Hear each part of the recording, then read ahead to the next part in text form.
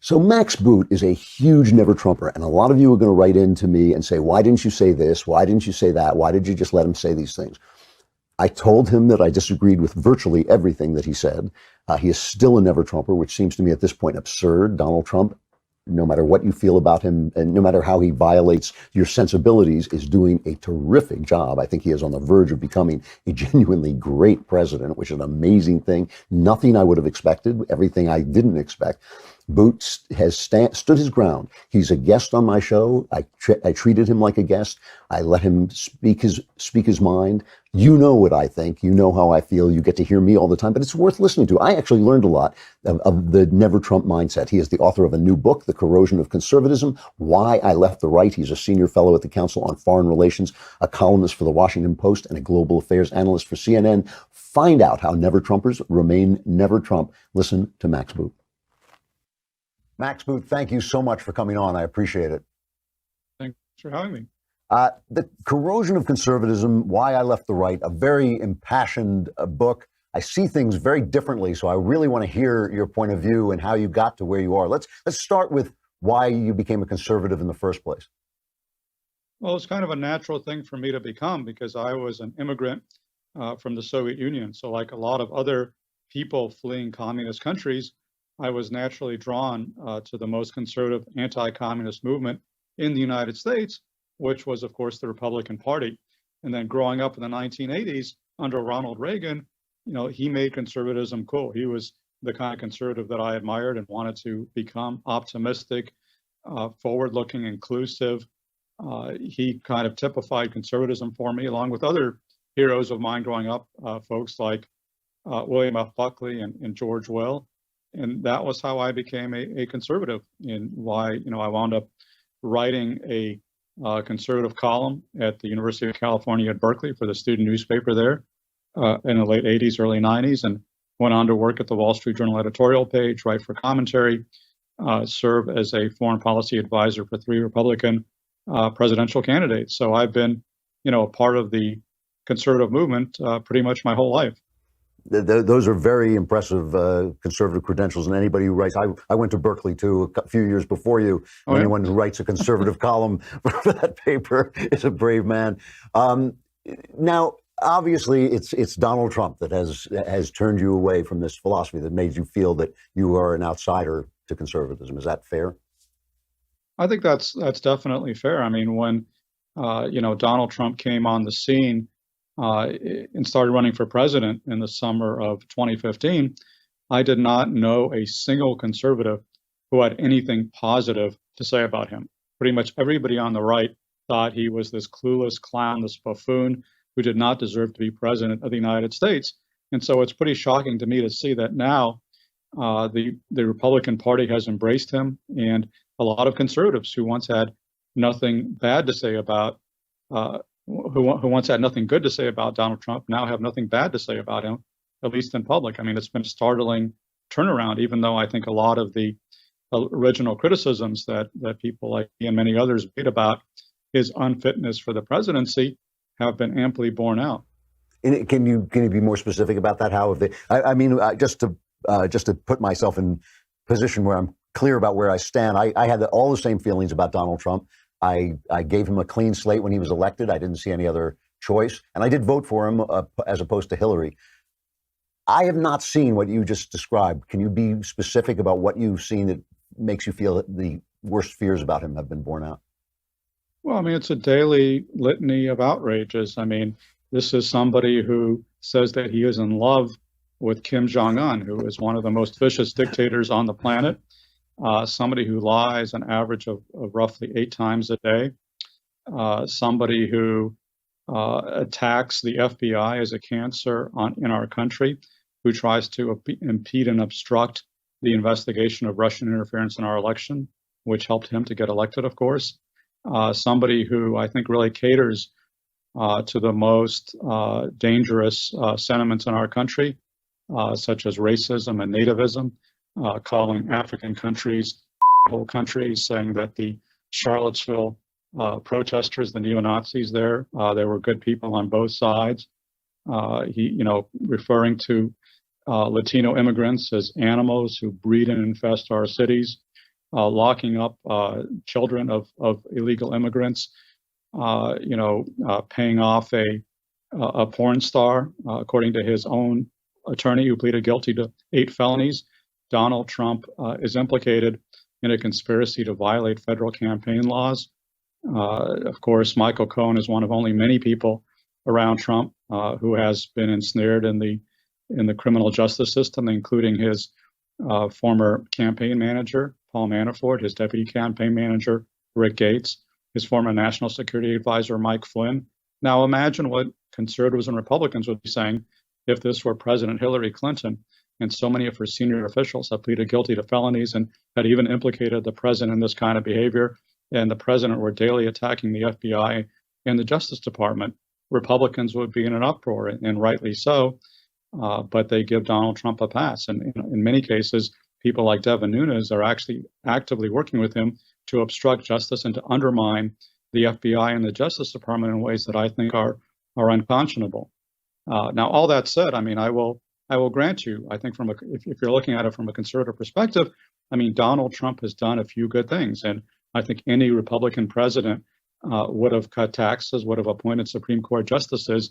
But my argument is that you are paying way too high a price for a handful of conservative achievements. You're having to swallow an awful lot of rancid garbage. Okay, I have a lot of disagreements with that, but fair enough. Let me start this way. When Donald Trump swept away, I can't remember, it was 16 or 17 other candidates who were very highly qualified people, a lot of them. Didn't that indicate in some way that the Republican Party had lost touch with the people it was supposed to represent? I mean, the fact that it was so easy for him to do that, didn't that indicate anything that there was a problem with conservatism and the Republican Party? Yeah, absolutely. I mean, I think that mainstream conservatism and the mainstream of the Republican Party had been losing credibility for years, including because of the war in Iraq, which I supported, including because of the Great Recession in 2007, 2008, where I actually think that President Bush and President Obama did the right thing to help us escape that disaster. But obviously, a lot of Republicans were very embittered by the fact that their leadership supported this financial bailout. So I think, there's certainly mistakes by the mainstream leadership of the party. And I think there's also been a growing populist revolt typified by people like Sarah Palin. And this was what Fox News was catering to. This was the sentiment that the Tea Party was channeling. So, I don't doubt that Donald Trump tapped into something genuine in the Republican Party and in conservatism. But unfortunately, I think a lot of what he tapped into is very dangerous and indeed repulsive, because I think what he is showing is that there is a constituency for bashing immigrants, for appealing to white nationalism, for indulging in conspiracy theories and know-nothing sentiments. I think these trends were always there on the right, even though I chose not to see them in the past. But what in the past, I would say they were not the dominant trend in the Republican Party or the conservative movement. They were present, but they were not dominant. And under Trump, I think those dark tendencies are in fact dominant. One of the reason I voted for Donald Trump is it's a two-party system. There only were two viable candidates. The other one has a history of criminality, history of obstructing justice. The party itself has become radicalized to the point of embracing socialism, something you should know something about. And it seems that when you have a choice between two parties, one of them is going to get in. When you say in your book that you think the Republican Party really needs to lose for a long time, aren't you saying that this socialist party that is willing to do, for instance, what it's doing to Brett Kavanaugh should now be in control? Well, I admit that the alternatives before us are unpalatable, because what I see is that the Republican Party is marching far to the right into white nationalism and populism, and the Democratic Party is marching far to the left. And it's leaving people like me stranded in the middle, essentially homeless politically, because there is no party that represents my view, which is kind of moderate centrist conservatism. But let me, and I can understand where you're coming from, but I made a different choice in 2016 for the very first time in my life, literally the first time in my life, I voted for a Democrat and Hillary Clinton, because even though I didn't agree with her 100%, I thought she was qualified for the presidency. I thought she was knowledgeable, and I thought she was actually a pretty centrist, mainstream Democrat. So much so, by the way, that the Bernie Sanders left didn't like her because she wasn't, extreme enough for them. And you said that she has a proven history of criminality. I mean, I disagree with that. I mean, there's no question that the Clintons cut a lot of ethical corners, and that caused me a lot of problems. And I was certainly very hard on Bill Clinton during his impeachment proceedings. But if you look at criminality, I don't see how you can vote for Donald Trump because, again, this is a president who has literally been implicated in the commission of 2 federal crimes by his very own attorney, and whose staff was riddled with people who are now convicted felons, and who himself has cut ethical corners his entire life and shows no sign of having any moral compass. So I admit that the choices between us were not great, and that's why a lot of my conservative friends voted for third-party candidates. But you're right. I think ultimately you got to choose one or the other, and I chose Hillary Clinton, and I don't regret doing so because in many ways Donald Trump has been just as bad as I feared that he would be. That's another part. I do find that puzzling because we had 8 years of a president who abused the IRS to silence political opposition. It really does look to me that he abused the Department of Justice and the FBI to spy on an opposition political campaign. He certainly used the State Department to lie about his failings in Benghazi. Donald Trump does not seem to me to have actually, despite his many personal flaws, he does not seem to me to have transgressed the boundaries of constitutional governance. I cannot think of a way in which he has spied on people or suppressed people or silenced people. The press complains that he calls them names, and he does, but he hasn't silenced anybody the way Obama tapped phones and really did come down hard on anybody who leaked to the press. Is there some kind of divide between the stuff that comes out of Trump's mouth, which I agree can be egregious, and the things he's done, which don't seem to me that bad? I think the things that he's done are pretty bad. But first, let me just correct the record. And it's just not the case that President Obama had this horrible scandal-plagued administration. Actually, by comparison with other administrations, it was pretty squeaky clean. He certainly did not have his national security advisor or his campaign manager pleading guilty to felonies. Okay, so in the notion that Barack Obama spied on an opposing political campaign, that's just the conspiracy theory that Donald Trump has spread without any support whatsoever. He claimed that Obama tapped my lines in Trump Tower, and Trump's own Justice Department said that's just not the case. In fact, there was an ongoing FBI investigation of the Russian attack on American democracy in 2016, in which people in the Trump campaign were implicated, and the FBI was investigating that, rightfully so, but they were actually being not nearly as aggressive as they should have been, and President Obama didn't do nearly enough to call out that Russian assault because he didn't want to be accused of interfering in the political process. I would say, and I say this as somebody who voted twice against Barack Obama, who worked for John McCain and Mitt Romney, and I disagreed very strenuously with his policies. But I think at an ethical level, Barack Obama is an ethical person. I think he is a good person who was trying to do the right thing. I disagreed with his policy judgment in many instances, and I thought many of his policies were disastrous. But I didn't have any serious questions about his ethics, whereas Donald Trump is an ethical cesspool. And he has done things. I mean, we have never seen the kind of blatant obstruction of justice that he is committing in plain sight. He is doing before our very eyes the kind of things that Richard Nixon did only in private and that we only found out about later. I mean, Donald Trump constantly denigrates and runs down the FBI. He fired the director of the FBI, James Comey, as he admitted, to stop the investigation of this Russia thing. I mean, I can't imagine a more clear-cut evidence of a president committing obstruction of justice. He does it on a daily basis. I mean, he attacks Jeff Sessions, he attacks the FBI, he attacks Rod Rosenstein, all of whom are simply trying to do their jobs. I mean, he's irate, for example, that Sessions recused himself from the Russia investigation, but that's the only ethical course he could have possibly taken. And I don't agree with Sessions on a lot of things, but he was right here, and he's being attacked by Donald Trump essentially for not doing more to politicize the Justice Department.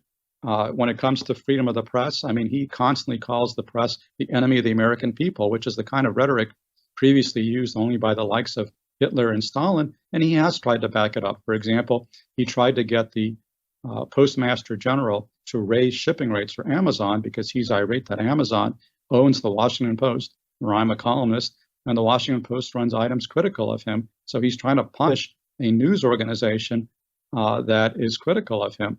Now, it's certainly the case that he has not had as much success in suppressing speech or obstructing justice as he would like to see, because there has been pushback from his own appointees. There has been pushback from the courts. We do have robust checks and balances within the American system. And so, Donald Trump, cannot give full vent to his authoritarian tendencies, but the tendencies are there. He is trying to obstruct justice, and he is, I believe, supporting our democracy in a way that Barack Obama did not do, and really no previous president did, with the possible exception of Richard Nixon. Wow, it is interesting how honest men can see things very differently. I see it very differently than you do, but I appreciate your letting me know. I'm out of time, so I just want to ask you one last question. You have a blurb on here from Bill Kristol, and it has seemed to me that people who have your strong feelings about Donald Trump have in some instances lost the plot of the America we're all, I think, hoping to protect. For instance, when Bill Kristol said, "Better the deep state than the Trump state," I just thought, maybe, is that not overreacting to the presence of Donald Trump? I mean, to have a deep state, an administrative state that basically overrides the will of the people, the Constitution, isn't that worse than having a loudmouth president?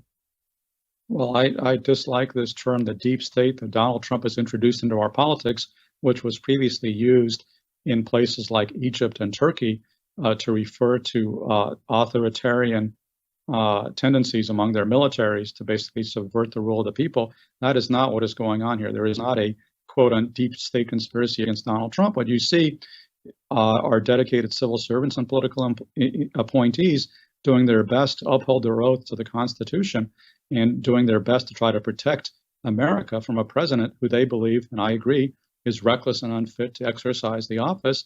And they're basically trying to constrain his most destructive impulses and to carry and to enforce the law and to carry out good policy as best they see fit. I think what they're trying to do is a heroic, if not entirely successful, effort to insulate America from Donald Trump and not give vent to his worst impulses. And so I think they're actually helping not only America, but Donald Trump, because if Donald Trump could do everything that he wanted to do, he would be in even deeper trouble than he is. His approval ratings are low enough now. They would be even lower if he was able to carry out every crazy crackpot notion that flits into his head. Max Boot, the author of The Corrosion of Conservatism, Why I Left the Right. I can only hope that I'm right and you're wrong, but it's been very interesting talking to you. Thanks so much for coming on. I appreciate it. I mean, and I know you disagree, but I really appreciate the civilized conversation. I think that's the only way we move forward is by discussing these things in an intelligent and civilized manner, and you're doing that, so I appreciate it. I agree with you 100%. Thank you very much for saying that. Thank you. I appreciate it. Thanks. That is the thing. I wish more leftists would come on, but they won't. But it was really interesting to me. I mean, I thought, obviously conflating immigrants with illegal immigrants and the stuff about Hillary Clinton and Barack Obama, I don't see how you can think that. I do not see how you can not think that Hillary Clinton is a criminal. He should read Ken Starr's book about the Clintons. All right. But I was glad to hear from him.